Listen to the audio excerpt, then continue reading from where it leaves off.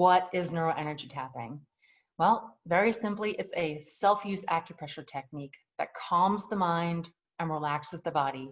Literally using your fingertips to tap on energy points shifts how you feel and experience your thoughts, your emotions, and your body. Now, as I mentioned, there's some real science behind this. And tapping is rooted in 3 areas. And if you're following along in your class handout, you know, I'm kind of going through this, so you can just be taking notes, and at the end of this presentation, I'll be offering you a link to get a copy of this. So don't feel like if you've missed something that you won't be able to get it again. But tapping is rooted in 3. First is Chinese medicine, the second is modern psychology, and the last is neurobiology. And this is what I call the 3 M's of tapping. The first M is momentum, meaning that in our Chinese energy body, in the Chinese medicine world, we have an energy body.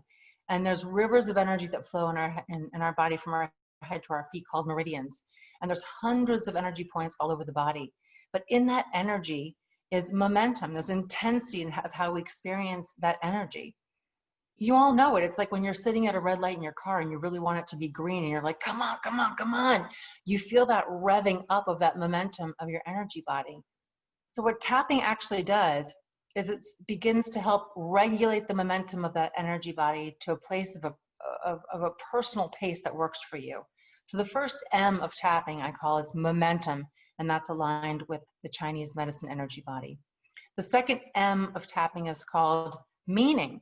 And that's because the second root of tapping is in modern psychology, which is how we think and we learn and we communicate. It's like I say the word dog, boom, you have a dog on your mind. How come we're not thinking the same dog? We're only thinking based on our own internal references. So all day long, everything that you're talking about, everything people are speaking about to you is just dog, dog, dog, dog, dog, all day long.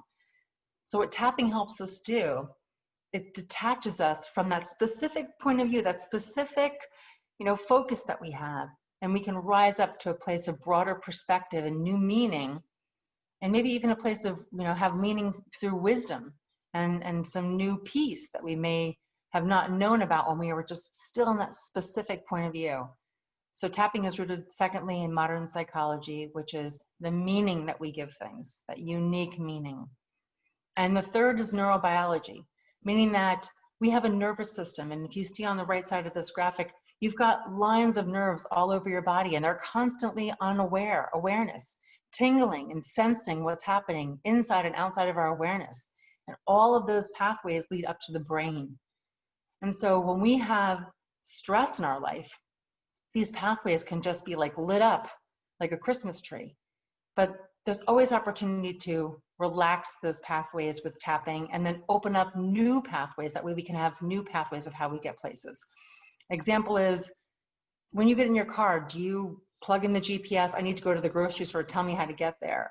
No, you just get in your car and you go, because your nervous system says, hey, we got this memorized already. We know how to do this. Don't worry, you can listen to the radio, talk to your friends, eat a sandwich, whatever you want to do in the car.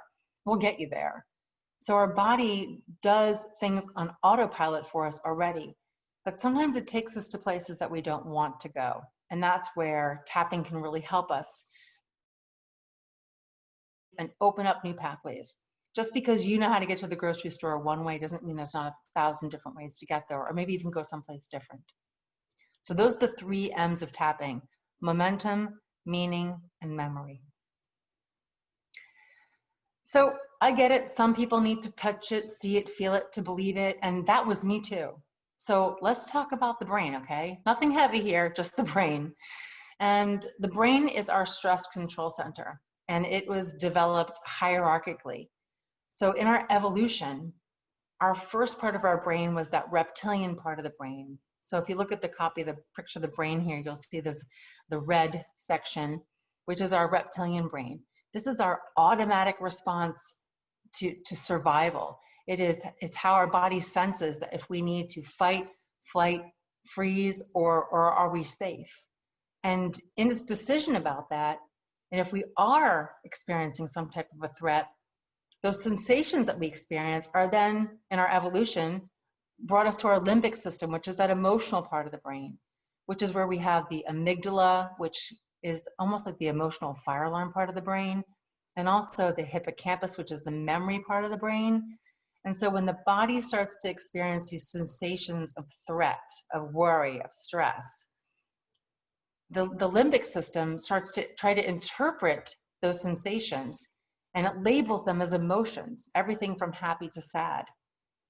And in that labeling, that part of the brain wants to identify, well, where is this coming from? So there's a memory center in that hippocampus that will start to store memories. And if we can't figure out what is going on, the hippocampus will come up with an idea of what it might be and start to store that there. So when we are stressed, it automatically activates our survival response, that activates our emotional states and our memory center.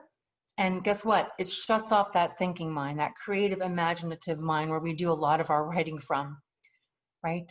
Even as emotional beings, it can be very cathartic to write, but that the words putting it together and the rewriting all comes from that cortex part of our brain. And so when we're stressed out, the body is overwhelmed, the emotions are swimming, we've gone sideways. And so that thinking mind we don't have access to it. So really it's stress that is the underlying cause of all of our blocks and fears. Now, remember, tapping shifts how you feel and experience your thoughts, your emotions, and your body. And if you're following my color coding here, we can see how this really translates. So there's a brilliant word out there, you may have heard of it, it's called neuroplasticity. And the short of it means is that our brain can change. Now, if you want to geek out, I have the full definition of neuroplasticity at the bottom of this slide. Feel free to check it out. But tapping really helps us to resolve and clear. Let's start from the bottom up, because evolutionarily, hierarchically, we need to satisfy the body first. So when we're tapping, we're resolving and clearing that physical stress. We're resolving and clearing that emotional stress, and then the mental stress.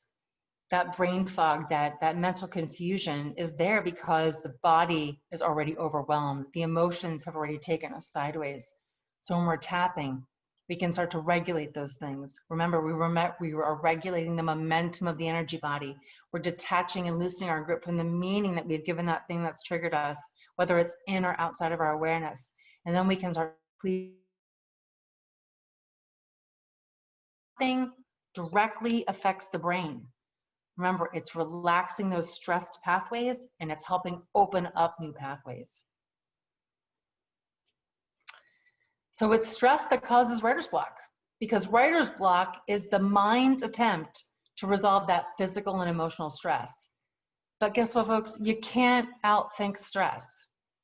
So I'm gonna just look at a couple of the different chats just to see if there's anybody that's had any questions. I just said a lot of information, but I want to let the foot off the gas during our science lecture here. So yes, some people are saying like EFT, kind of like EFT, but it's kind of my own flavor of it. Julie says it's so cool. Yes, Rudy, you'll get a copy of the presentation after we're through here. So if anybody has any questions about what I just said, feel free to pop that in the chat. I'm happy to answer anything. Some of this, like I said, is like a little bit of a science class. Some of it's actually going to be experiential. So we're going to get into using my style of tapping in the next few slides. But if you have any questions, just let me know. So your stress is your writer's block. And I know you've tried a million different things, all your favorite hacks, right? Jumping up and down, calling, phoning a friend, talking to your dog, maybe you've worn your treads out on your sneakers, maybe you stand on your head long enough. The one thing that you haven't tried, the one thing that works for everyone, every time, is NEURO-ENERGY tapping. Why? Because it treats the underlying cause of the block, which is your stress. And when you do that, it helps you get back into your flow. So why NEURO-ENERGY tapping for writers? Because it weeds the blocks at the root. We're not just here to mow the lawn and make it look pretty. We want to get down into the dirt and weed this stuff out and be done with it. And this is a new and completely different approach to clearing blocks for writers. And what it does is, like I mentioned, it helps to resolve that physical response to stress. It helps us to calm those worries and fears and any memories that may be surfacing, whether they're past memories or projected memories, and also resolve any of that brain fog or mental confusion. And really, when you treat that underlying cause of the block, which is your stress, is when you begin to write effortlessly.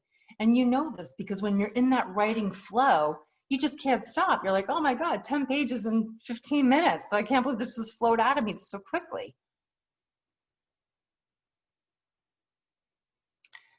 So neuroenergy tapping for writers invites the body, first and foremost, always the body, to feel safe, to feel connected, to feel a sense of aliveness. It helps that limbic system, that emotional center, to feel curious and confident, and also helps us to access that part of our cortex of the creativity and the imaginative thinking that is the story that we're trying to express. Now, I know a couple of you even mentioned, EFT, but I want to just make a little footnote here. Neuroenergy tapping is my unique style, and not all tapping is created equal. While we all use the same Chinese meridian system, my style is unique to me. And so that's what I'm going to be sharing with you in the upcoming slides. Okay, nobody's written 10 pages in 15 minutes. That's because you haven't tried tapping yet. And believe me, when the flow goes on, it's going to be like a flood, okay? Just kidding.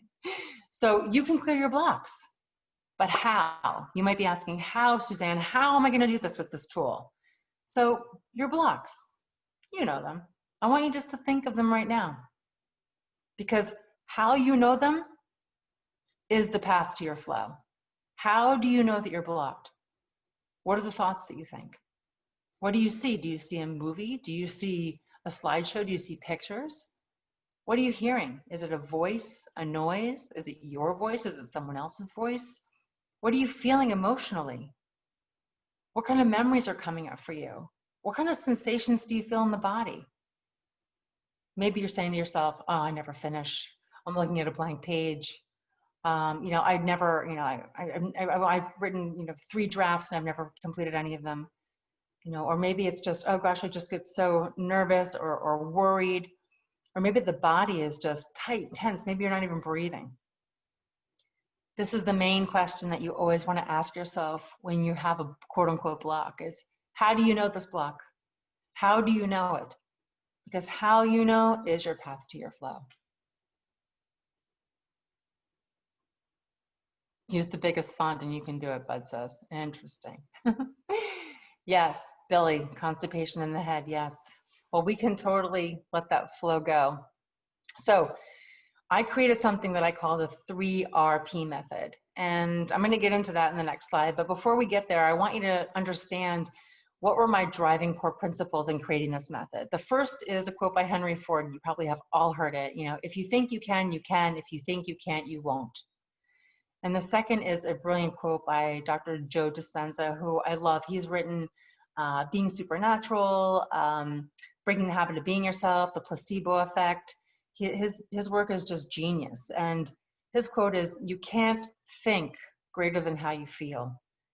And sometimes it's great to be in that feeling state, but we need to have,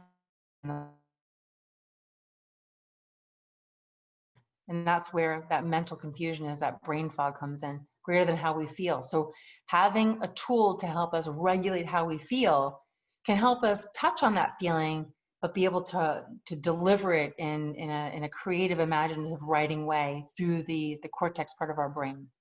And the last is just the definition of neuroplasticity, which bottom line just means that we have the ability, to stretch, adapt, and change, which is great news. So these are my 3 guiding principles and why I created the 3RP method. So are we all ready to roll up our sleeves and do this? So I know there's been this class handout. Hopefully you've been taking some notes throughout it. Like I said, everyone will have an opportunity to get a copy of this presentation after. But really, now that you have enough of maybe the science, whether you're out there as a skeptic or a believer or somewhere in between, having the experience, I think, is always going to be a powerful way for you to really embody what it is I want to share. So let's start with learning the tapping points. So there are hundreds of points all over the body. If you know EFT, great. You know, there might be more points than I'm using today. And if you know more points, great, use more points. They're all the points are interconnected. So you just can't mess this up, okay? The points that I like to use are the main fight or flight points. So let's just practice together. I want you to take 2 fingers, either hand, it does not matter for today, okay? And just, if you grew your eyebrows together, just take your 2 fingers and just bounce on that eyebrow point. Now I want you to do it enough times, like 5 or 10 times, to be able to like really get that energy going in that meridian. And I want you to hear that little patting sound, okay? And then take those same 2 fingers and tap on the side of the eye. Now, if you want to do both sides, you can do both sides. You can. You want to switch hands, you can do that. Get fancy. Tapping 5 to 10 times per point. We're just practicing, side of the eye. And then on the top of your cheekbone, they call this the under eye point right here. Make sure to hear that patting sound. And then I like to take all 4 fingers and get a nice bounce right here on my collarbones, both hands. And then you're going to take one hand and you're going to squeeze the opposite wrist a few times. Okay? Great. So that was just practice. Those are the points that I like to use. Like I said, there are hundreds of more points. You might say, oh, Suzanne, you missed this point. You missed this point, this point, this point. There's millions of them, not millions of them. There's hundreds of them. So if you know more of them, then use them. But I like the main fight or flight points. The eyebrow point is the bladder meridian, and it represents emotional trauma. The side of the eye is the gallbladder meridian. It represents anger. Under the eye is the stomach meridian, represents anxiety. On your collarbones is the kidney meridian. It represents fear. And you grab your whole wrist and you squeeze around because there's meridians that run on the top of your arm and under your arm out to your fingertips. And so each one of those has an organ and associated emotion to it. Emily says builds collagen too. Yeah. And Jeff, we're going to do a little bit of grounding in the body using some energy methods. Again, remember, I just asked you whatever you might think about energy methods, just put that aside for just the next hour or so, and let's just get into, being present and being open. So we're going to do a couple of exercises to help us get grounded. That way, when we get into doing the work, we'll be right there. So the first thing I want you to do is just take your hands together and just rub your hands together. We'll bring in some energy up into our hands because we're going to be using our fingertips to tap. And then I want you just to shake your hands out. Just take a nice easy breath. Maybe relax your shoulders a little bit. Let your face soften a little bit. And then take a couple fingers on both hands and just get a nice bounce right here on the top of your cheekbones. Just take an easy breath in and relax, breathing out. And then you're going to take all your fingers on your collarbones, breathing in, breathing out. Then take one hand, make a fist, pound your chest, pound your thymus right here. And then you're going to take both hands and fists and under your arms. And then just shake out your whole body. Just shake it all out. Remember to breathe. The next thing we're going to do is take your middle finger right here on the top of your cheekbones and then the top one right here on your eyebrows. And you're going to just sweep your face with your fingers and then tap your temples with your 2 fingers and tap your head all the way behind your neck, all the way down to your thymus. Put your hands in a fist on your thymus. Take a nice breath. And then we're going to do that one more time. So index finger on your eyebrows, middle finger under, and just sweep your face. Tap your temples with your 2 fingers on both sides. Tap your head behind your ears all the way down your neck to your thymus. Take a nice breath. Blow it out. Just relax. And just shake out your whole body. That was called the face and neck swipe. If you're interested, it is brilliant. It helps you end that fight or flight energy pretty fast. Next thing we're going to do is just put your arms out in front of you. Cross your arms. Turn your hands toward each other. Pull them under and through. And then just put one foot over the other while you're sitting in your chair. If you're standing up, put your right foot over your left. And just take a breath there. And then you're going to put your left foot over your right foot and just take a breath there. Nice. And then just shake everything out. Just shake it out. Then the next one we're going to do is a squeeze release. So I want you to, no matter standing or sitting, just squeeze every part of your whole body. Make fists, clench all of your muscles, clench your face, clench your jaw, curl your toes, squeeze everything. And I want you just to hold on to it. And then hold on, hold on, hold on, hold on. And then just release it all. And then we're going to do that one more time. So just squeeze everything in your whole body. Squeeze, squeeze, squeeze. Release it all. And then just shake out your whole body. Shake your shoulders, shake your waist in your chair. Remember to breathe. The next one we're going to do is a quick inhale and a long exhale. And I'm going to show you first, and then we're going to do it together. So you're going to take a quick inhale like this, and you're going to long exhale. Just when you don't think there's any more air, you're going to blow out even more. And when you don't think there's any more, keep blowing it out. And then you're going to hold it and hold it out and hold it out and hold it out as long as you can. As long as you can, until your body wants to take a spontaneous breath. So let's everyone together just take a quick inhale and then a long exhale. Exhale out all of your air. Push, push, push it all out. Just when you think there's none left, push more out. Hold it out, hold it out, hold it out as long as you can. And wait for that spontaneous breath.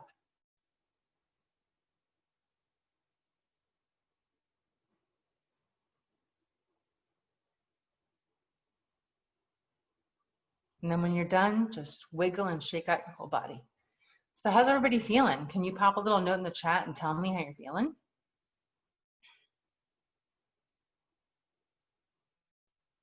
Emily feels good. Energetic. Ryan says energetic. Jeff's chilling. Nice.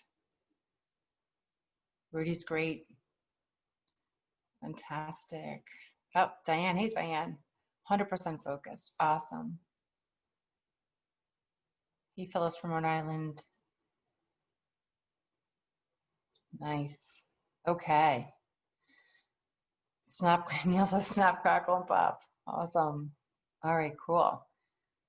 So many of those are part of the Eden Energy Method. If you know Donna Eden and any of their energy method work, she has a daily energy exercises routine, which is brilliant. And you can actually do it anytime during the day.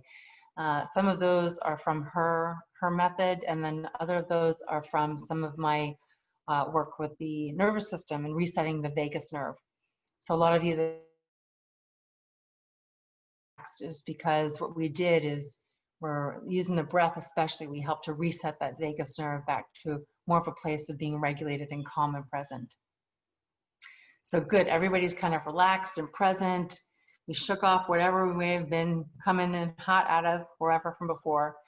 So part of the 3RP method is to anchor your best feeling. So this is the first step. And you know, life goes by so fast that we forget to really capture the good stuff.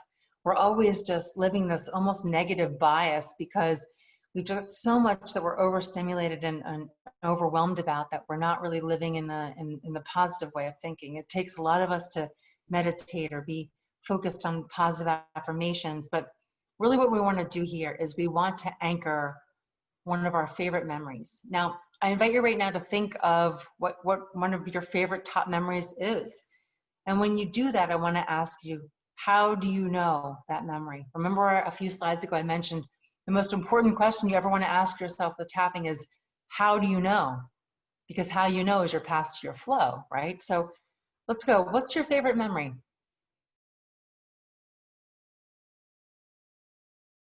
What does it look like? What does it sound like?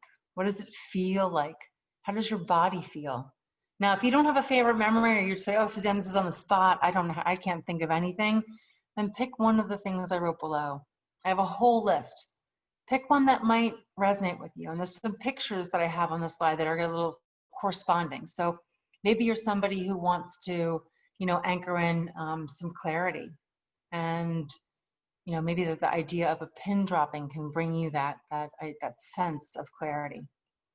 Or maybe you're somebody who wants to be more creative and in the flow of creativity, in which case I invite you to take a look at some clouds in the sky and maybe seeing the different shapes or whatever you might interpret of what is looking like in those clouds.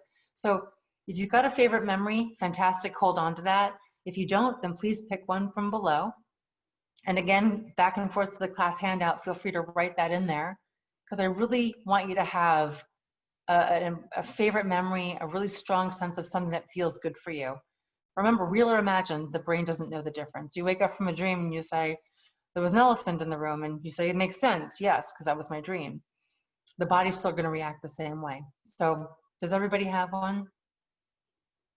Everybody's got one? Getting one? Yes, Rebecca, thank you. Awesome. All right. What's your favorite memory? Or pick one from the list from below. I want you to focus all of your awareness on how you know this favorite memory. I want you to look at the best part of it. Make it bigger, brighter, sound crisper, better.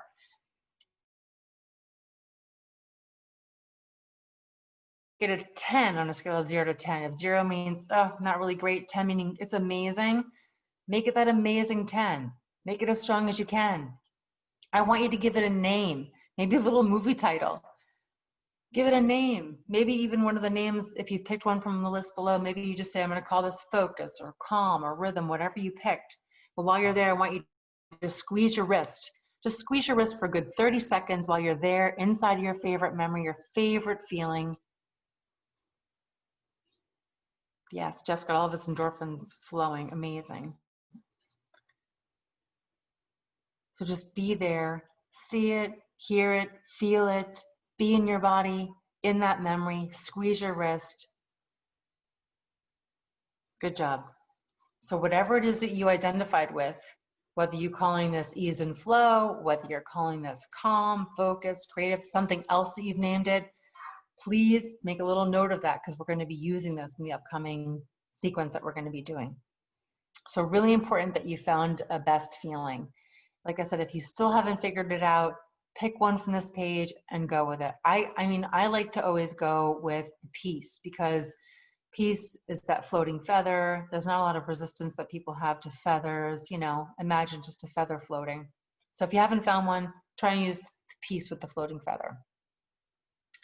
Nice. Phyllis has tears of joy. Beautiful. Okay, so let's try some tapping, okay?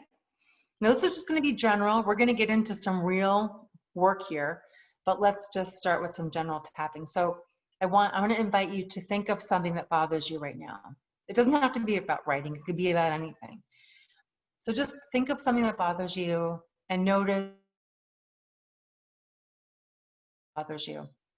What does it look like, sound like, feel like? Whatever it is, just notice it.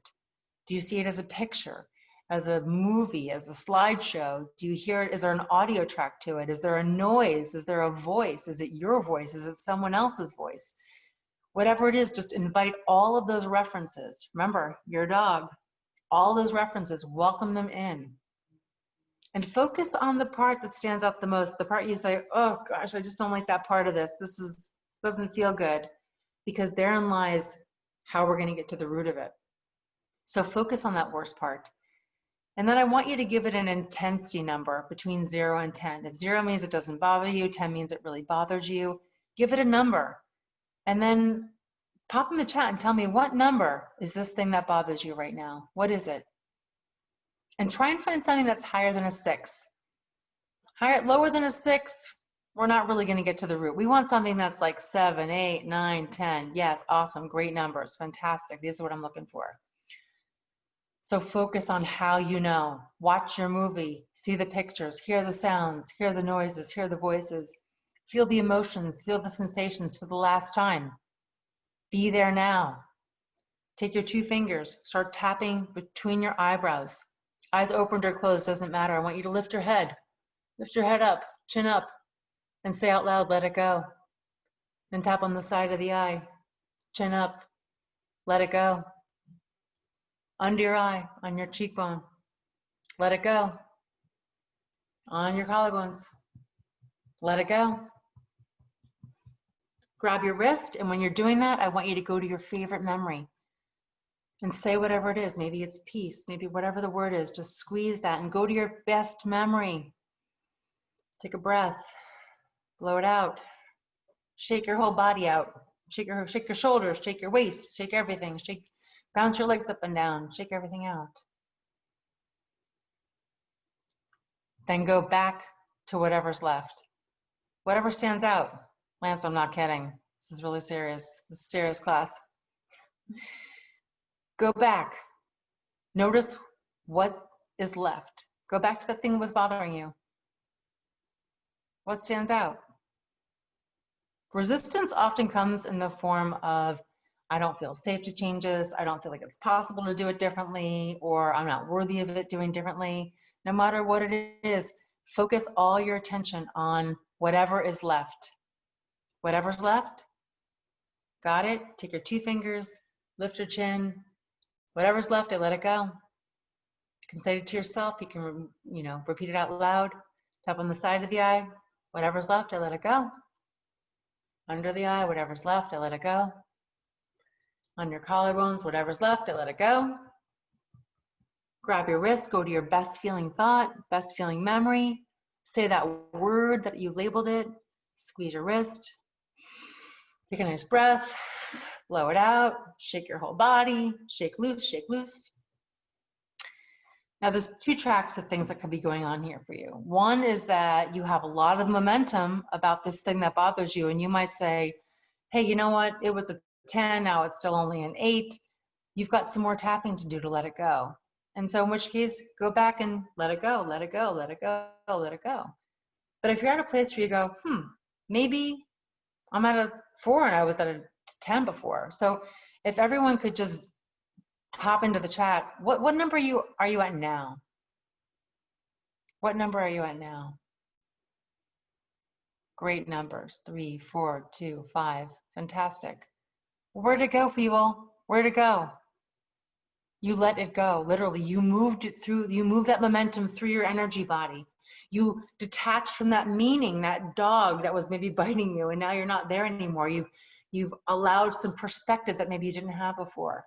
And you're also helping those nervous system pathways that were taking you right to this problem, and you're relaxing that stress, that way that you can open up new pathways.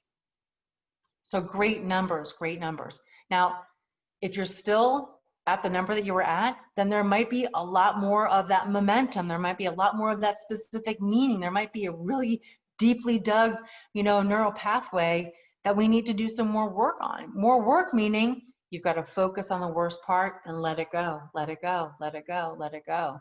Keep alternating back and forth between your best feeling memory and the worst. And that's going to collapse it and neutralize it and bring you to a place of peace. So if you still are at an 8 and you were starting at an 8, for this next round, I would just invite you to just say, let it go. So we're going to do one more round. But for those of you that you had numbers in the 2, 3, 4, great, good job. I want you to focus on maybe some new wisdom that you can carry into this experience now. Maybe you can think about it differently. Maybe you can feel it differently. Maybe you can actually sense it differently. Remember, tapping helps us shift how we feel and experience our body, our emotions, and our thoughts. So once we've let go enough of it, then we can bring in that new wisdom. So maybe invite some new wisdom into this thing that was stressful before, and maybe say, oh, really, it wasn't that big of a deal, or gosh, I was making out of a mountain out of a molehead, or really, no, I'll be able to do that now. Whatever that new wisdom is, bring that into your body, bring that into your mind.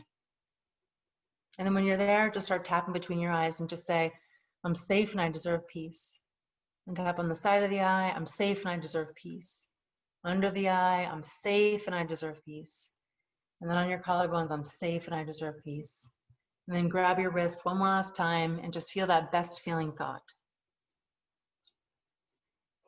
Awesome. So I saw some fantastic numbers coming into the chat, and thanks everybody for sharing what they've been going through. Imagine this was just a general round of tapping. I didn't know what was going on in your mind. We all, however many people on the call today, have that many stresses of things that are going on. We didn't get into anything specific, so just God specific. what kind of results you could have for yourself. And that's what we're going to do. So anybody have any questions before we go on? Emily says, should you focus on a recent memory, something that's blocking us now? You know, Emily, it's a great question. So if I always start with the present. So whatever's bothering you right now, go to that thing. It might remind you of something else, but start where you're at right now. It might bring you backward into, oh gosh, that reminded me of this other time I felt that way, or I thought that way about something. But always start with where you're at right now. And if more information comes to you, then bring that into how you know. Remember, how you know is the big question you want to ask yourself. So if that brings in more information to help you get how you know, we're trying to get to that root. And the root is the root of your issue, the root of your block is supported by all the detail of the momentum, the meaning, and the memory. So the more information you have about it, the closer you're going to get to the root. And what does tapping do? It weeds that root out. Because we're not here just to mow the lawn and make it look pretty. Okay.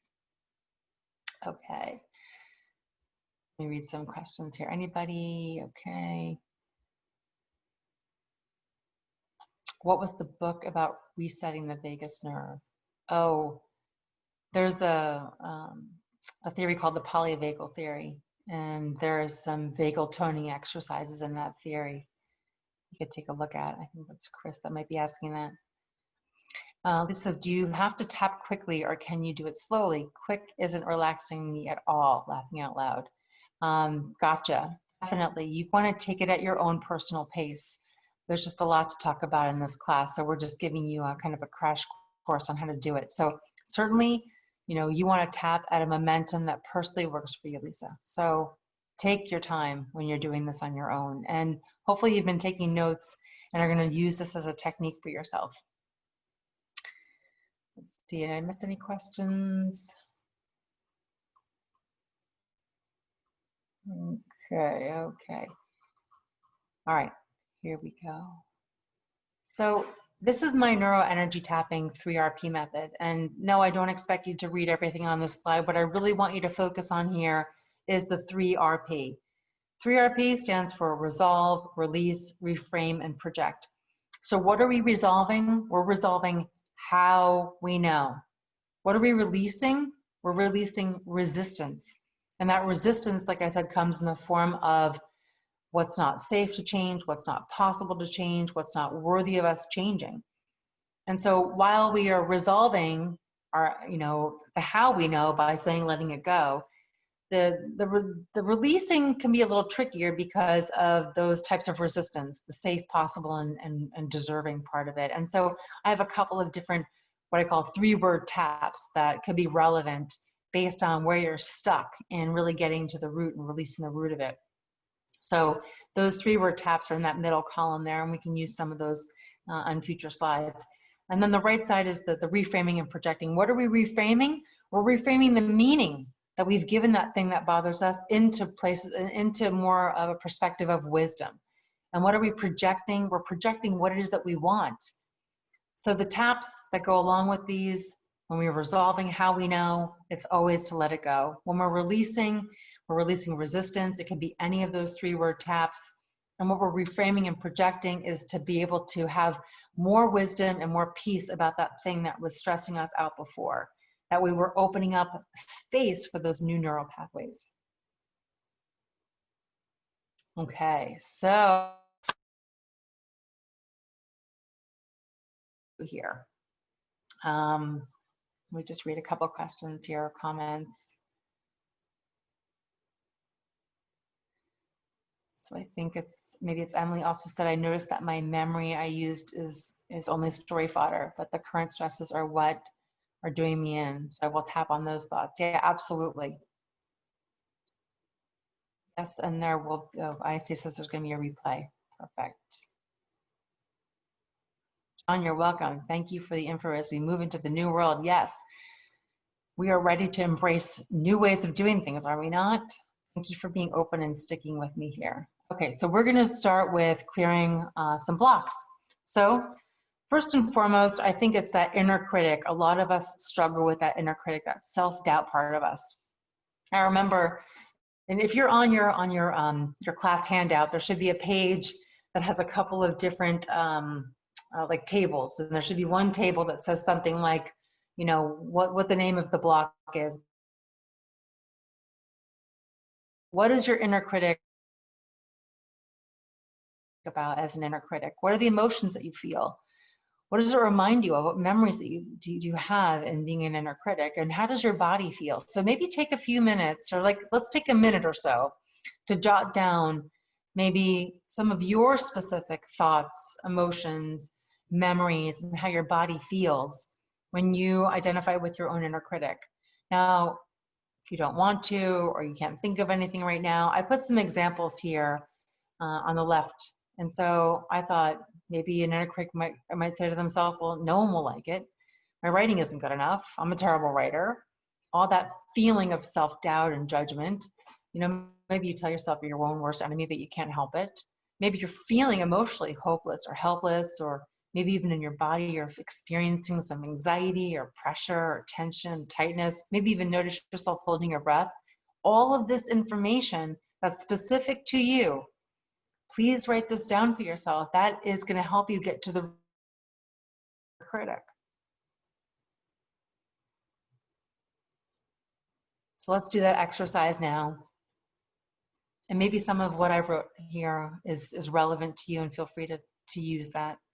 If you're not writing anything down, you can still use this. But I really want you to connect with that part of you, that inner critic part of you.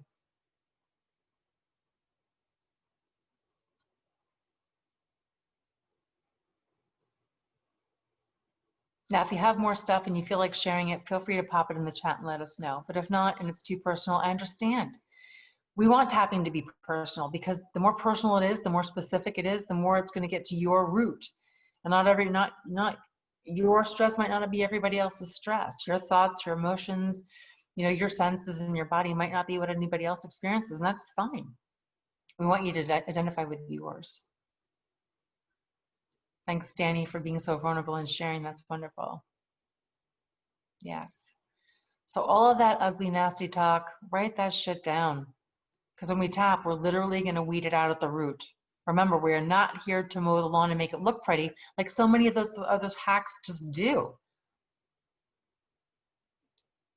Okay, so has everybody written some things down? If not, taking a look at my examples here.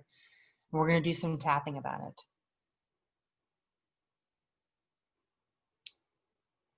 Someone wrote, I freak out when I'm writing great, and that makes me stop.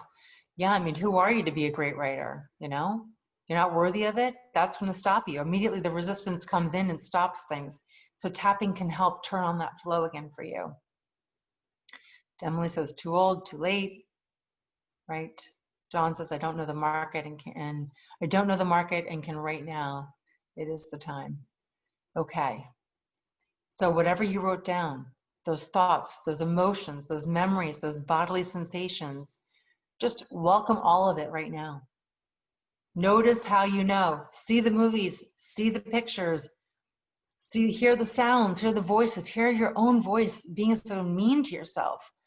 You know, feel how your body feels. Maybe you feel the tightness. Maybe you notice your shoulders shrug up. Maybe you're barely breathing, whatever it might be. Notice all of that evidence, all of your proof. Aim as best you can at the worst part. The worst part you say, I don't want to go there. I don't want to think about that part. I don't want to be that part. Go there. That's going to connect you to the root. And while you're there, lift your chin up a little bit. Take your two fingers, tap between your eyes and say, I let it go. You can do both sides, one side's let it go. Under the eye. Just let it go. Remember to breathe. Tap on your collarbones, let it go. I want you to grab your wrist, go back to that good feeling, that great memory, that thing that we practiced. Squeeze your wrist a few times. Take a nice breath, shake out your whole body. Fantastic. Now notice what's left. What's the thing that stands out? Maybe it's just a negative, nasty comment or thought you think. Maybe it's a feeling. Maybe it's a sensation. Whatever's left, notice that. Yes. Made somebody laugh when I said being mean to yourself. Yes, it's true.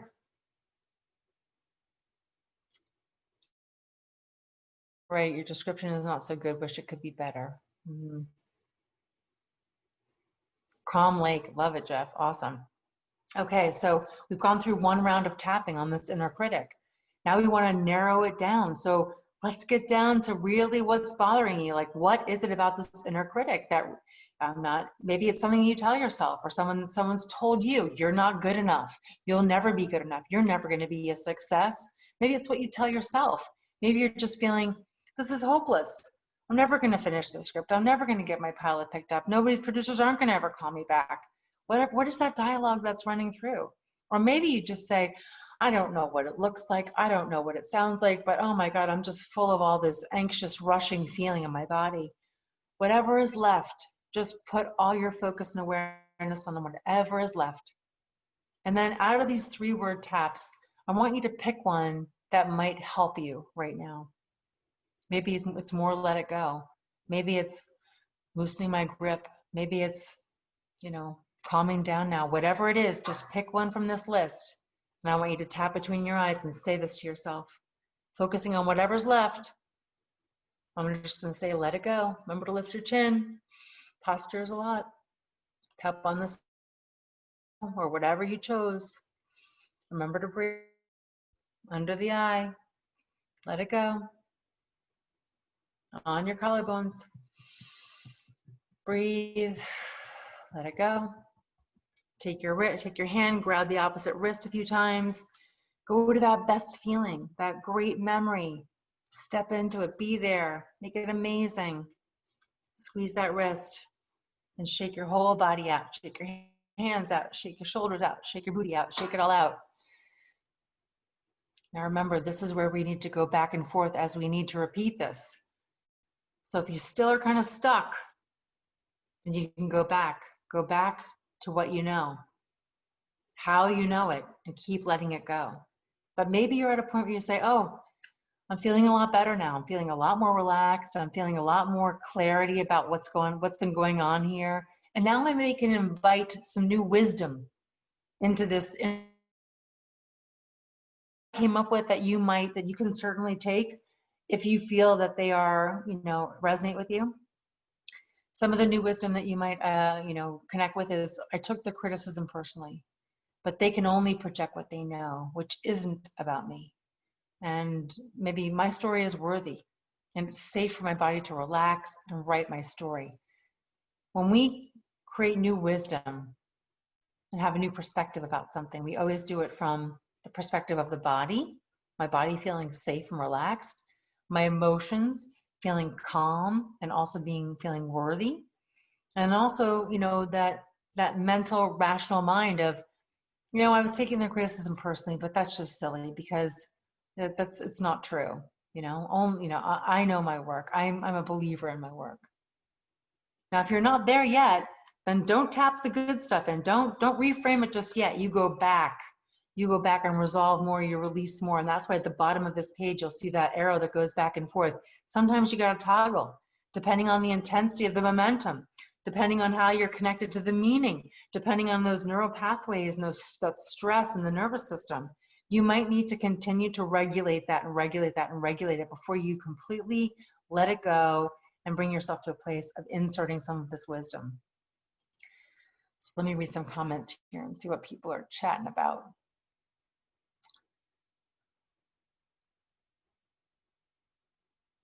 Let's see. I don't know what I'm doing with my own story. It's a great tap right there, Maddie. I would just tap. I get scared. I'm so scared. I don't know what I'm doing with my own story. I'm so scared. Fear. Whatever it is, just go through the points while you're telling yourself that. Betty says, fear of success. I'm an introvert and you prefer privacy. Oh, don't want to be seen. John says, I need to start day one to make sure starting over in the reconstruction phase and have gone through acceptance. It is similar to death of oneself or who or I was. Yeah, we're constantly shedding our old selves into new layers of emotional depth and wisdom. Catherine says, I can't access the good feeling thought anymore. Seriously angry. I was feeling great before this call. Oh, I'm sorry to hear that, Catherine. Sorry, we kind of maybe opened up a little bit of Pandora's box. And that's what this work does, because, we can just be constantly like at that surface level where we're just taking little sips of air and moving through, but we're really not allowing that full, capacity to be experiencing our life that really is going to bring us to that emotional creativity and imagination that's going to develop into the story that's going to hook audiences and connect with people's vulnerabilities. So I get that life is stressful and we kind of have to bear down sometimes, but when we're in our writing, we want to be like that screen door where the air is flowing through. We don't want to be like a hard door where we're kind of coming up against it. So this is a technique to use when you are, in your writing mode. Like, okay, I'm going to sit down and write today. Do some of these exercises and get into that flow for yourself. And, try and go back and just focus on that good feeling thought that you had before. If you can't get there, then just tap on whatever might be coming up for yourself, Catherine.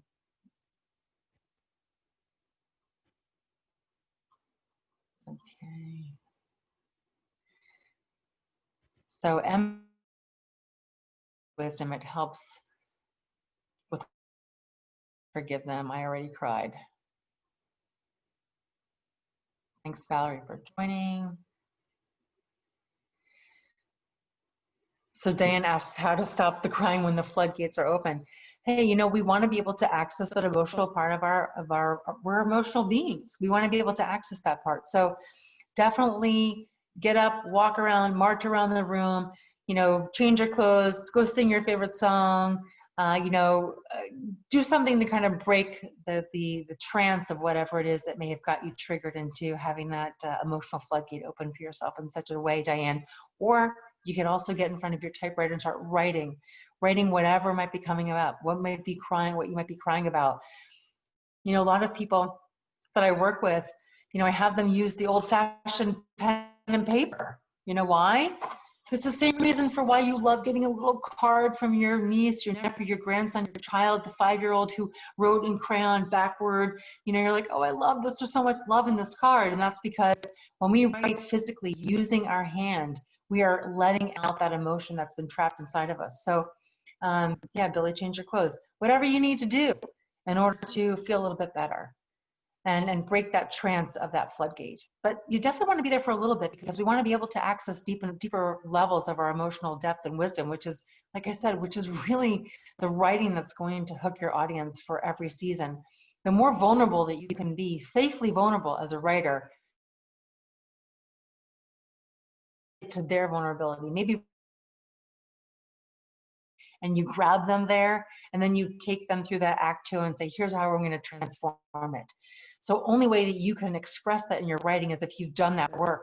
So this technique helps you to do that work for yourself so that you can touch on those levels of emotional depth in your own writing and be able to hook your audiences there. And that's what, this is when you leave the movie theater, you watch a TV show, and you say, yes, they got me. I can't wait till I want to see more. I want to see more. Why? Because they grabbed you and they got you at that level of your vulnerability. And you said, please help me, take me home. Tell me how to get there. Okay. So if you've got to the point where you've resolved a little bit of what it looks like, sounds like, feels like, and you've let it go, and you've released a little bit more with one of the three word taps here, then maybe we can insert some wisdom. So just focus on whatever wisdom point might make sense for you, or maybe even come up with one of your own. No matter what it is, just insert that, bring that into your, into your mind, and your neural pathways in your brain are going to look to try and to find other communities of thought that match that wisdom, so it can strengthen it. But if you need to go back and do more letting go, then please do that. But we're going to do one more round of tapping on the slide. So this one, I want you to focus on that new wisdom, feel the relief of that new wisdom, whether it's one that you picked here, one that you created on your own. Have this look like, sound like, feel like how you there. I want you to tap between your eyes and say to yourself or out loud, I'm good enough to write my story now. And then tap on the side of the eye, I'm good enough to write my story now. And under the eye, I'm good enough to write my story now. And on your collarbones, I'm good enough to write my story now. And then grab your wrist, squeeze around a couple times, take a nice breath, go to your best feeling memory. Feel really good and shake out your whole body. Awesome. Just reading some chat notes here. Okay. So I have a couple more here I would like to do. And I'll let you guys pick. So here's the next few I have. I've got one on focus. I have one on fear of being seen. I have one on just feeling stuck. One on I can't finish. I have one on blank page syndrome. So whatever stands out to you. Blank page syndrome, I can't finish, I'm stuck, fear of being seen, I can't focus. Tell me what you'd like to work on. Focus, fear of being seen, stuck, focus. Okay. Okay, let's start with focus, and then we'll do fear of being seen. How's that sound? Okay, so back on your class handout, there should be go to the next table as you have some free lines open for you to. Why can't you focus? What are the thoughts? What are the emotions? What are the memories? How does your body feel like when you can't focus? Now I have some ideas of things here I wrote here as examples. Maybe you've got some big time distractions, like, I don't know, the election, the world, COVID, social media. I mean, so much stuff going on. Or maybe none of that bothers you. Maybe it's just something else. Maybe it's a personal issue. Maybe you just have monkey mind and you're just like in, you know, from vine to vine, your mind just keeps, you know, monkeying around. Maybe it's too many things going on and a sense of anxiety or worry, confusion. Maybe you're just like feeling antsy in your body a little bit, you know, maybe you're twitching your leg. What are the symptoms that you feel in your body? Write all of this stuff down, because the more detail you can get about this, the closer you're going to get to the root of what's holding this block in place. So write that down, take the next 30 seconds, minute to do that.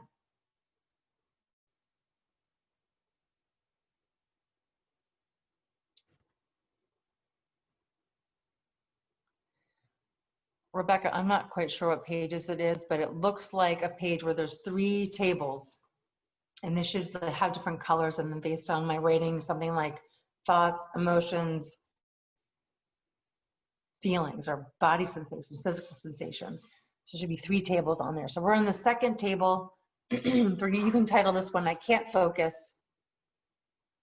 Amy says page 5. Thanks, Amy. John's perfect. So write down all of your symptoms, what you think, what you feel, not just emotionally, but also physically in your body.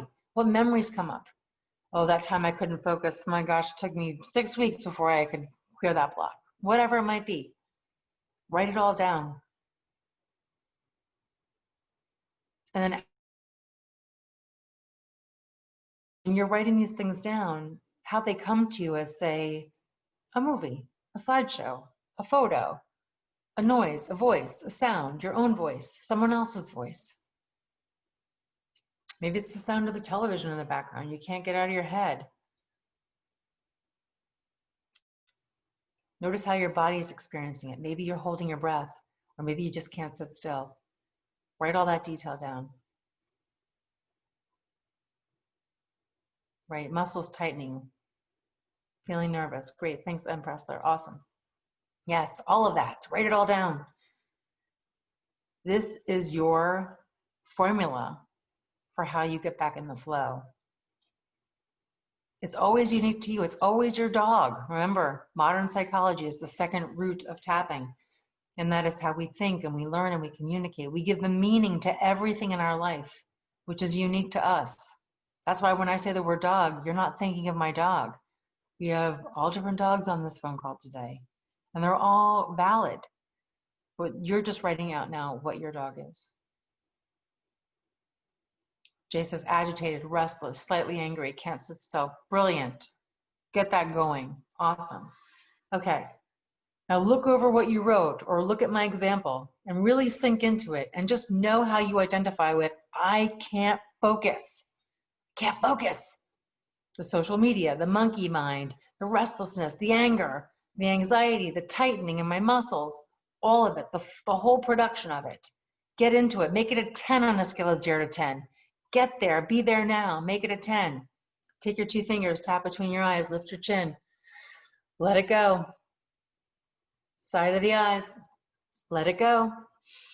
Remember to breathe. Tap under your eye. Let it go.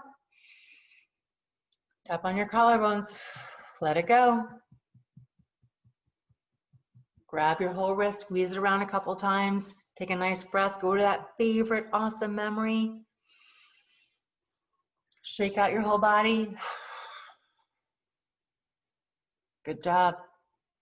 Then go back and notice what's left. What stands out? What stands out? Whatever stands out, find something on this list, the 3-word taps that might help you in this next round of tapping. Maybe you just need to let more of it go. Maybe you're just noticing what's left. Maybe you know that you need to loosen your grip on something because you've got a kind of a tight clamp on it. Maybe you're ready to kind of shift the meaning and you want to signal to your energy body that you're ready to shift the meaning. Or maybe you just identify with something else that you want to say in this next round, and that's okay too. Maybe it's something that is specific to what's happening in your lack of focus. So whatever that is, get that in mind. Go to the part that stands out that's left. Go to the worst part of it, the part that you go, oh yeah, now I still know I can't focus. I still can't focus. I still can't, whatever it is. Tap between your eyes with your 2 fingers, lift your chin. Say whatever you need to say or just let it go. Tap on the side of the eye. Breathe, let it go. Tap under your eye, let it go. Tap on your collarbones, let it go. Remember to breathe. Grab your wrist, squeeze it around a few times. Go to your best feeling thought again. Feel really good. Breathe, shake out your whole body, wiggle, wiggle.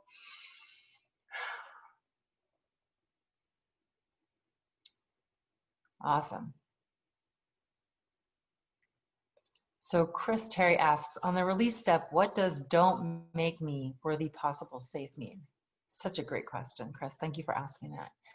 So I want everyone to not think of a red elephant right now. Please don't think of a tiny red elephant. Don't think of this tiny red elephant getting bigger. Don't think of it as big as the room that you're in. Do not think of that tiny red elephant as growing as big as the house that you're in right now. Do not think of this red elephant as the size of your entire town. Don't think of this red elephant. Now, what's on your mind right now? A red elephant, right?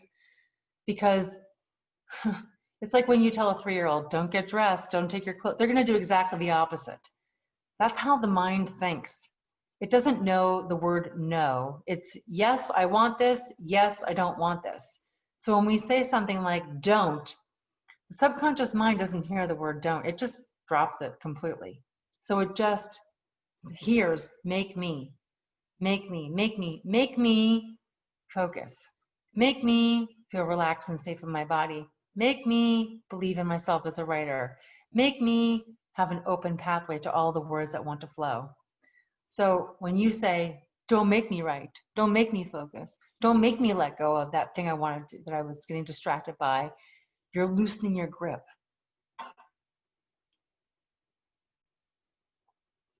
Emily says, I love it. That's perfect. Fantastic. She gets it. Wonderful.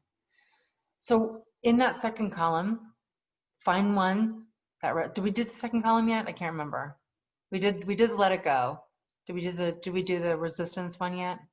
Not yet. We didn't do this. Okay. So whatever's left of I can't focus, identify whatever's left. Find and pick one of the 3-word taps to say. Now remember, you don't have to say it out loud. You can just say it to yourself. Really, your job is to focus on how you know. That's the only question you want to ask yourself is, how do I know this? How do I know my block? What does it look like, sound like, feel like? You don't have to worry about what to say. But if you want to say something, then certainly pick one from this list, or maybe make one up for yourself. But right,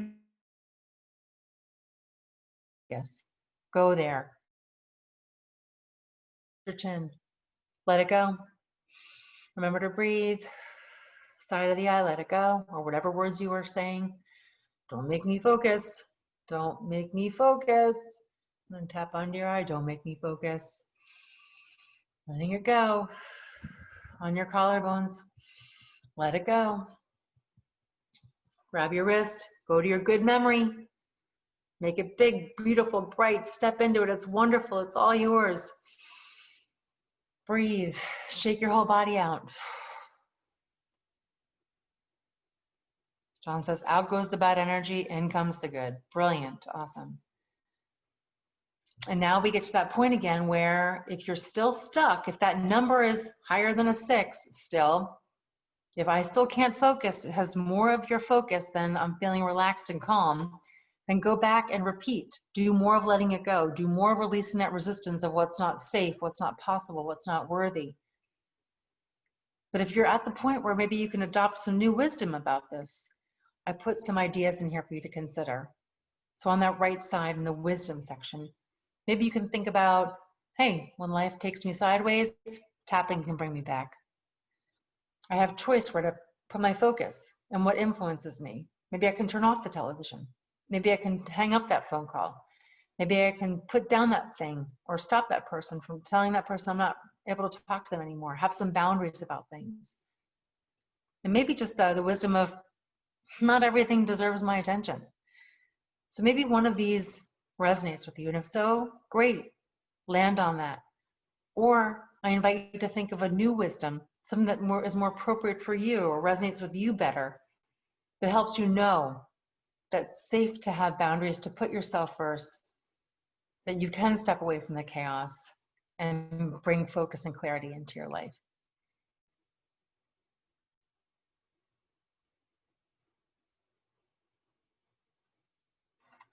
Tap on that, Emily. Fuck the devil. I hear you. So whatever that wisdom is, if you're ready to adopt some wisdom, then think of that wisdom and we're going to tap in that wisdom. If you're not there yet, no judgment, go back and do more letting it go. We're going to do our last round of tapping on this page. So if you've got to that place where you can adopt a new wisdom, find one, create it yourself, pick one of mine, sink into it, feel the peace and relief of that new wisdom. Or if you're not there yet, go back and focus on how you know, how you're still blocked from focusing, and then take your 2 fingers and tap between your eyes. Now, some of you need to say, let it go more. Continue to do that. If you're ready to adopt the new wisdom, tap and say, I'm calming the chaos. I'm putting myself first now. And then tap on the side of the eye. I'm calming the chaos. I'm putting myself first. And then under the eye, I'm calming the chaos. I'm putting myself first. And on your collarbones, I'm calming the chaos and I'm putting myself first. Okay, I want you to grab your wrist and squeeze it around a couple times. Take a nice breath, shake out your whole body. Okay. So how's everybody doing? Pop some comments for me in the chat. Do we like this one? Do we like this process? Anybody think I'm a crazy lady? You can. I'm not going to be offended. Thank you, Rachel. She loves the process. Sam says, great. Neil says, better than the Hemingway method. Bourbon. Yes, definitely. A little bit of NLP in there. Thanks for noticing, PD13. This is why I say, people were asking, is it EFT? I said, no, I call it NEURO-ENERGY tapping. It kind of combines all my geeky and energy methods, and it's just kind of my own thing. But this is why I'm sharing it with you. Erica says she feels like a crazy lady sometimes. Yes, I feel you there, girl. Okay. Can you speak, Chris asked, can you speak to a couple of us who are finding that we want to hold on to our blocks? Oh yes, absolutely. Yes. That's where the don't make me will be your friend, Chris Terry. You know, don't make me get what I want. Don't make me get what I want. We get so comfortable in what we know. It's like the devil that we know. And our resistance always comes in the form of three things.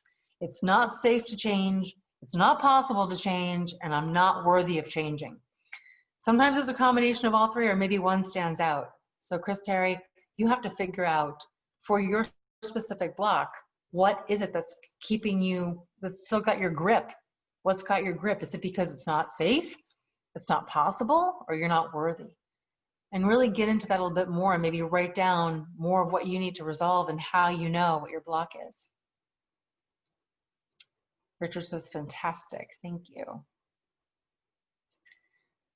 So Rudy asks, what helps with blocks with writing good dialogue? But Rudy, I've got an answer for that here, but we're not going to get into that today. Sadly, we've got about 15 minutes left or so. So I want to get to a couple more slides here. Roger says, I'm not crazy, thank you. Or maybe, am I reading that correctly? Oh, Rogers is kind of something he's been familiar with. Great. Okay, Course in Miracles with Deepak. Beautiful. Awesome. Okay. So I know I said we were going to do one more, but I want to just kind of move. Again, you can get a copy of this presentation at the end of it, and you can go through all of these. But I want to get to another important part of tapping. Now, we've been talking a lot about the stuff we don't like, the negative stuff, the stuff that we don't want. And the reason why we start there with tapping all the time is because what we don't want is a bigger force in our experience of life than what we do want. Because what we don't want, we know what it looks like, what it sounds like, what it feels like, what it tastes like. How many times, you ask somebody like, well, what do you want? Well, I don't want this. I don't want that. I don't want that. No, but what do you want? We often talk about things in our life based on what we don't want anymore. So that's why we start with tapping on kind of the negative of what we don't want, so we can clear that. We can start to make some space, right? We can open up those pathways to be able to start to create purposely for what we do want. So maybe you're having a day where you're just like, I forget who said they were having a great day before they joined this call, and I apologize again, maybe it was Catherine. You're having a great day and nothing's really bothering you and you're just feeling pretty decent and good and your writing's good. Hey, you want to be able to grow more of that. You want to build more of that. You want to anchor more and more and more of that for yourself. So this is what I call a project tap as opposed to a tapping for blocks. We want to grow more of what we know because what we focus on grows. So we want to practice how we know the good stuff, which is going to help our body feel calm, writing ready. Habits toward confidence and belief about ourselves, feeling belief about ourselves. And it's also going to help us to quickly focus and get into our rhythm and flow. So when we're having a good day and we're on some good momentum in a direction that we want to go in, we can tap then. And so let's do an exercise of how you get in your writing flow. And I believe this is in the class handout. Don't remember what page it is. It's toward the end. I think it's maybe a whole full page. And so this is going to be how we're going to build up our good stuff. So I want you to start to write out, what do you experience when you're in your writing flow? How do you know it? And I have some examples here, like I've always shared with you some examples. Maybe you say things like, my inner voice supports me. I respect my writing. I show up writing ready. I accept, I approve, and at peace with my writing. I feel curious, excited, alive. I effortlessly connect with my creative flow. I effortlessly get back, on track every time. Maybe remember a time that you were just feverishly writing and it was just genius. Maybe you notice how easy and comfortable you feel in your body. All of what you experience when you're in your flow, please write that down for yourself. This is your formula for how you get into your writing rhythm and flow fast. Right, Rudy says the material feels like it's writing itself, like you're just there typing because it's coming through you.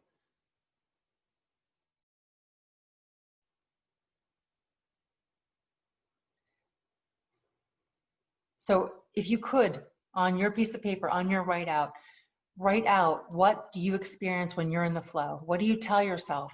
What are the emotions that you feel? What are the memories that you have of being in the flow? How does your body feel? All of this is your formula. And so define how you know. Focus on the best parts of it where you're like, oh, I just felt like I was alive. It was just coming through me. I was so happy and joyous, or I just was feeling so concentrated and focused. Whatever the best part was, focus on the best part.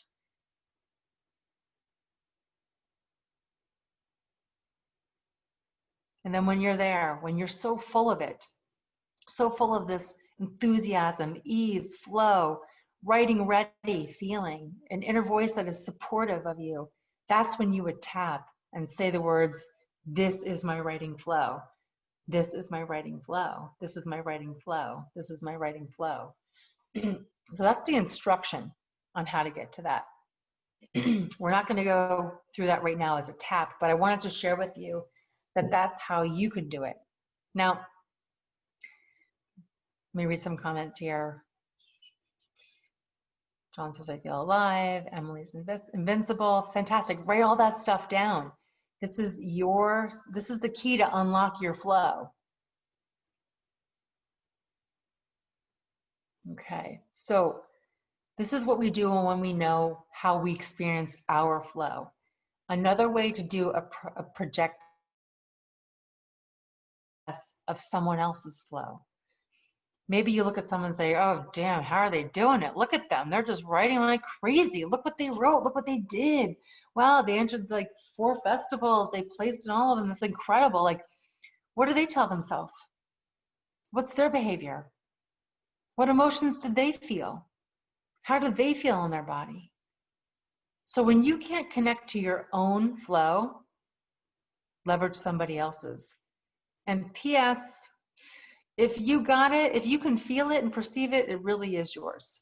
So when you can't access your own flow, leverage someone else's. So maybe now you write down, what does a successful writer tell themselves? What's their behavior? What are their thoughts? What are their emotions? How do they reflect on memories of their being successful in their writing? How do they feel in their body? Or how, if you don't know anybody, what would you imagine them to be thinking, feeling, sensing? Write that all down. And in that, you want to focus on the best parts, the parts that you're like, oh yes, this is how they were on fire with their writing. This is incredible. And then once you get that all together and you really step into their success, which again is your success, step into their success, you'll tap on each point and just say, I know writing success. And you want to anchor that and bring that in.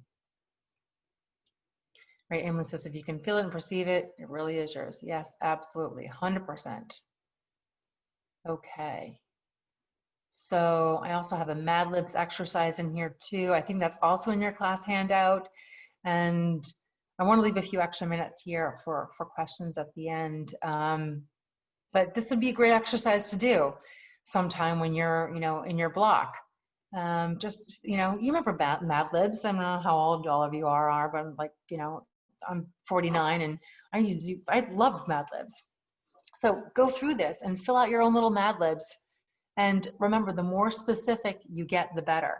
And so what you do is you would write out your block story in as much detail as you know, and then you would tap on it. You would tap that 3 RP method, right? You tap, let it go, letting go of the resistance, and then bringing in the new wisdom until this story is almost laughable. It's just not even a real story to you anymore. But you can start here and just fill it in, tap on the story, meaning get into the experience of it and how you know, and then just tap and let it go. Yes, Molly or Shana says, love Mad Libs. Yes, so much fun, right? Like we have to make it fun. I mean, writing is supposed to be a joy for us. It shouldn't be like, oh my God, this is terrible. Because when we're doing that, we're forcing the writing and it's actually creating more blocks. So we want to have some fun with it. So if you're blocked, like, hey, I'm going to get my Mad Libs out that Suzanne gave me. Let me just print out a couple of dozen of these and have them handy every time I have a block. I'm going to fill one out. Then I'm going to go through the 3 RP method and release it and let it go. So couple tips here. How do I know if tapping is working for me? Well, some of you didn't even mention before that you're feeling more relaxed. And so if you have that experience of just kind of feeling more physically like Shoulders aren't shrugged anymore, body's feeling more comfortable, your breathing is regulated, you stop sweating, whatever you were before, you're feeling more relaxed. Maybe you're even yawning, you're like ready to take a nap. Or maybe you took a couple of spontaneous breaths. That's how you know it's working. You're moving through that experience of the momentum and the meaning and the memory. And if you tell me, hey, it's not working, Suzanne, it's not working for me. Well, guess what? Don't take score too soon, because you need to stay willing and persistent to this, because there is momentum, meaning, and memory, and it's a serious thing. Not everyone's, one person's paper cut might be somebody else's broken hand. It's all relative. So don't, take score too soon. Just be willing and persistent. Go back and forth between the resolving and the release, and the resolving and the release until you feel you can adopt some new wisdom. Now, what to say when you're tapping? Nothing. You don't have to say anything if you don't want to, or you can pick one of the 3-word taps that I suggested for you. The simplest is just let it go. Now, how long do you tap for? Until you feel a shift. Remember, you always want to alternate between the stress block and the good feeling memory, and the stress block and the good feeling memory, until they collapse into just meaning something completely different for you, where that stress. How long do you tap for? Well, you tap until you pass out or you feel better, whichever comes first. Just joking. Now, tapping on one side, either side, there's so many different ways to do it. Don't get yourself all wrapped around the axle right now. Just take 2 fingers and tap the points I showed you. If you want to get fancy dancy, come and work with me and I'll show you how to do some other tricks too. Repetition anchors, meaning that, we want to do it a lot. We want to anchor in that good feeling into our wrist. Every time we're feeling really good, anchor it and build that anchor into our wrist. And the more that we practice that new wisdom, we can actually believe it.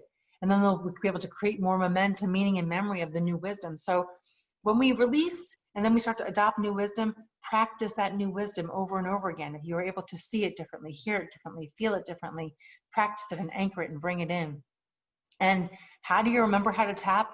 Make it a daily habit. Maybe every day you set your clock at noon and you say, hey, no matter what's going on with my day, let it go, let it go, let it go, let it go. Breathe, let it go. So try and make it a daily habit.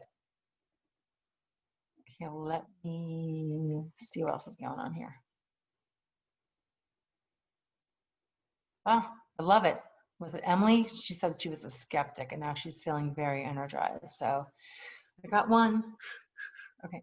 Short naps. Someone says short naps to help you download info to your brain. Absolutely. Okay.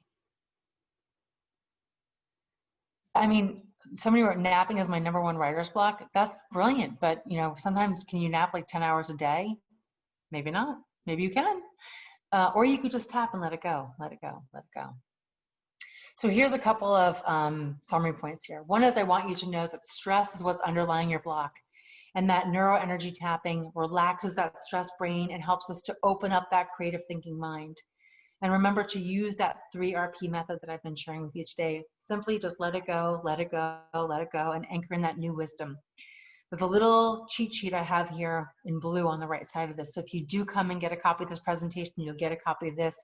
If you want just a plain graphic of this, I'm happy to email it to you. Just send me an email at transformedconnections@gmail.com. All my information is going to be on the next slide, so don't worry about that.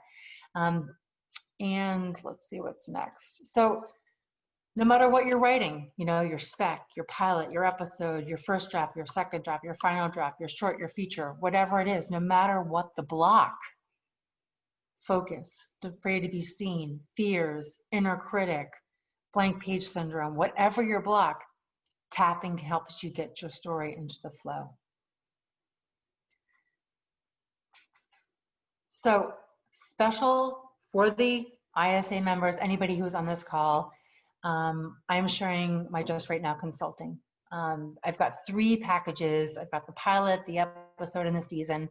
1 session, 3 session, 10 sessions. My most popular is the 3 session. So if you're interested to work deeper with me and really get into the root of your blocks and clear them, 3 sessions, we can work miracles and really get you consistently writing, and not just writing for this project, but everything that I teach is a self-use technique for you to take as a living skill. I don't want you to be dependent on me forever, but sometimes you need a little help, and I get that.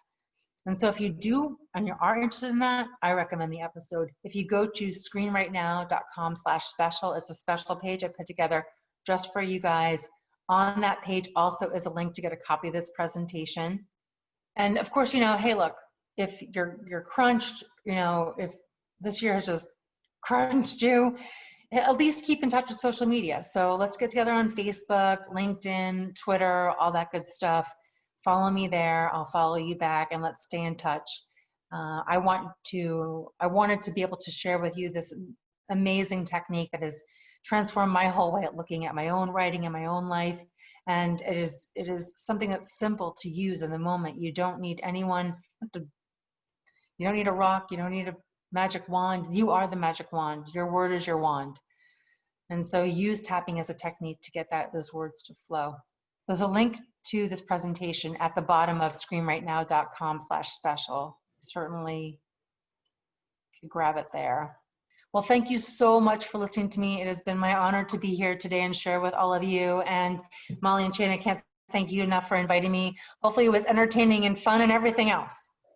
It was amazing. I cried, I yawned, I did it all. You did it right. You did it right. Thank you so much. It's so fantastic. We already knew how amazing you were, so I'm happy that all of these people now get to enjoy that too.